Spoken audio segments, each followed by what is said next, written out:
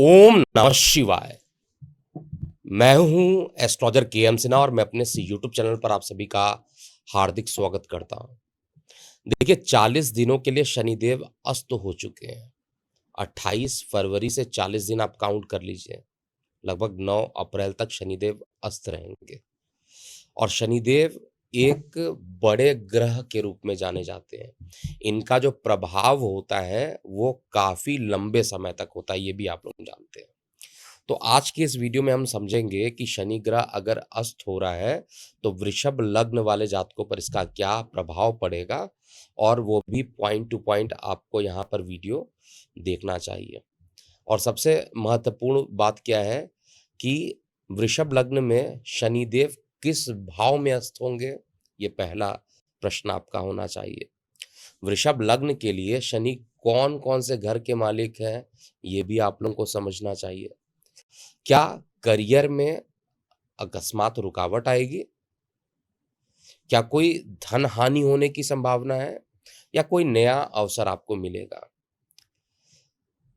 कैसा होगा आपके स्वास्थ्य पर असर? और सबसे महत्वपूर्ण बात इस वीडियो में कि क्या रेमेडी किया जाए ताकि कोई परेशानी ना हो।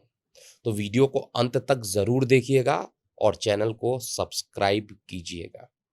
तो चलिए हम लोग बात करने वाले हैं। शनिदेव अस्त हो रहे हैं और लग्न है वृषभ लग्न। तो पहला जो प्रश्न है कि अगर आपका लग्न वृषभ बनता है तो शनिदेव किन दो घर के मालिक होते हैं? शनि किस घर में अस्त हो रहे हैं? तो आंसर है दशम भाव शनि का होता है, और दशम के साथ साथ एकादश भाव भी, नवम और दशम दोनों ही भाव जो होता है वो शनिदेव का होता है। अगर हम वृषभ लग्न की बात करते हैं तो ये जो दो भाव बनते हैं उसमें दशम भाव हो जाता है और साथ में आपका नवम त्रिकोण हो जाता है, और इसमें शनिदेव अत्यंत योगकारक ग्रह माने जाते हैं। और इस समय देखिएगा, अगर आप वृषभ लग्न के हैं तो दशम भाव में जाकर ये अस्त हो रहे हैं। तो दशम भाव यानी कुंभ राशि में जाकर ये अस्त हो रहे हैं। दशम भाव क्या बताता है, इसको भी आपको समझना चाहिए।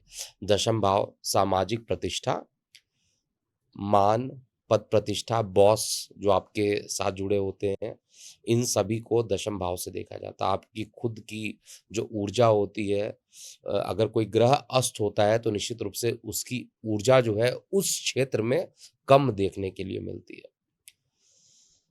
शनिदेव वृषभ लग्न के लिए ऑलरेडी मैं बता चुका हूं कि नवम यानी धर्म, भाग्य, और दशम यानी करियर भाव के स्वामी है। नवम भाव जो होता है वो भाग्य का होता है, गुरु का होता है, यात्रा का होता है, उच्च शिक्षा का होता है और धर्म कारक होता है। दशम भाव से ऑलरेडी आप जानते हैं कि करियर, आपकी नौकरी, व्यवसाय, समाज से जुड़ा आपका जो पहचान होता है उसको देखते हैं।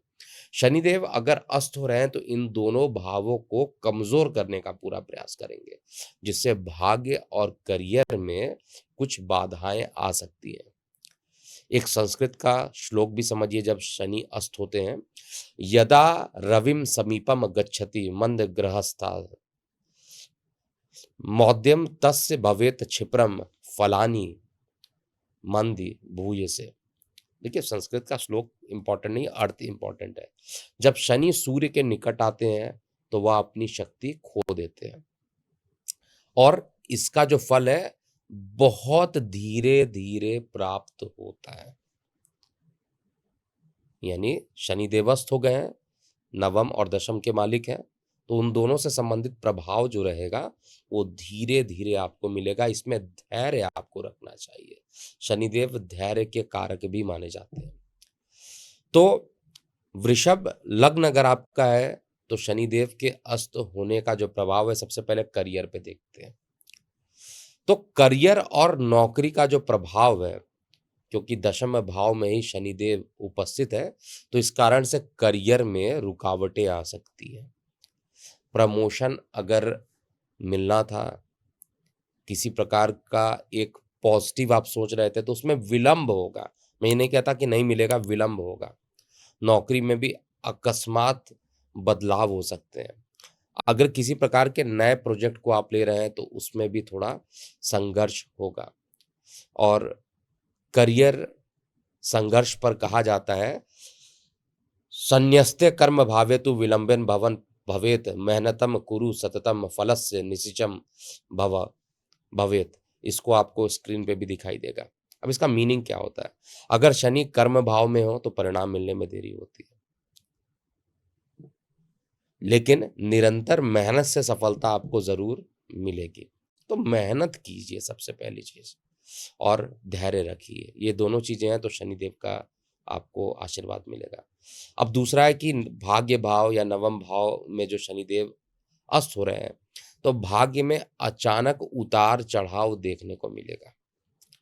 उच्च शिक्षा में, क्योंकि नवम भाव से उच्च शिक्षा को भी देखा जाता है, पिता को भी देखा जाता है, तो पिता के स्वास्थ्य को लेकर थोड़ी परेशानी हो सकती है।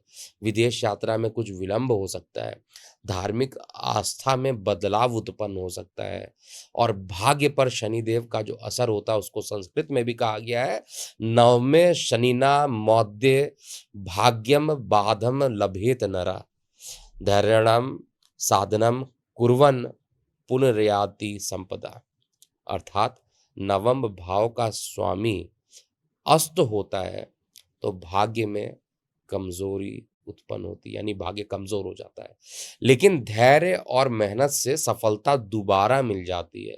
इसीलिए मैं बार बार बोल रहा हूं, जो वृषभ लग्न वाले जातक हैं उनको धैर्य रखना पड़ेगा। धन और व्यापार पर इसका क्या असर पड़ेगा इसको भी समझिए। एक तो इन्वेस्टमेंट में आपको सावधानी बरतनी चाहिए। व्यापार में धोखे से इस समय बचना चाहिए।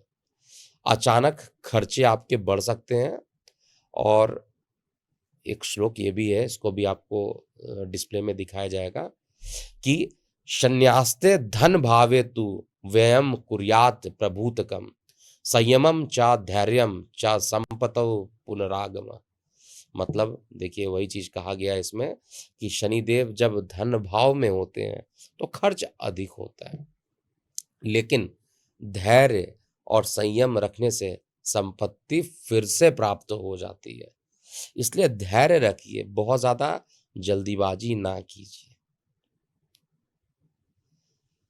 शनिदेव के क्या क्या उपाय हैं उसको जरूर यहाँ पे समझना चाहिए, क्योंकि शनिदेव जब भी अस्त होते हैं तो इस समय क्या करना चाहिए, शनिवार को शनिदेव की आपको पूजा करनी चाहिए। ओम शम शनिश्चराय नमः कर सकते हैं, या ओम प्रांग प्रिंग प्रोंग शा शनिश्चराय नमः कर सकते हैं। इसका 108 बार जाप कीजिए, बहुत ही अच्छा रिजल्ट मिलेगा। काले तिल और सरसों का दान आपको करना चाहिए। हनुमान चालीसा का पाठ अगर आप करते हैं तो रिजल्ट और भी बेहतर होगा।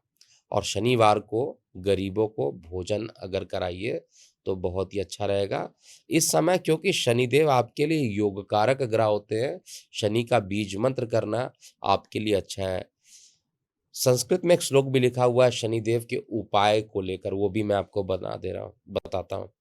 शनिवारे प्रदत्तम दानम सर्व पापम विनाश्यते हनुमत सेवम कुर्यात दुखम तत्क्षणादि।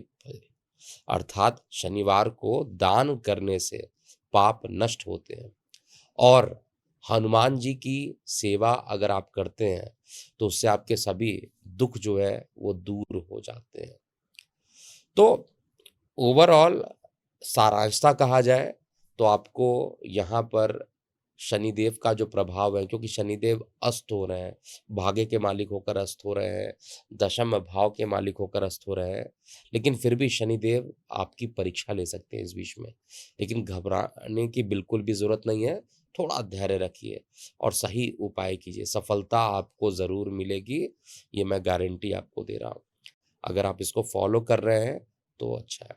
और अगर आपको ये जानकारी अच्छी लग रही है तो वीडियो को लाइक ज़रूर कीजिएगा, शेयर कीजिएगा और चैनल को सब्सक्राइब ज़रूर कर दीजिएगा, जिससे कि आपके पास सबसे पहले नोटिफिकेशन पहुंच जाए जैसे ही मैं लाइव हूँ या मेरा कोई वीडियो पब्लिश्ड होता है।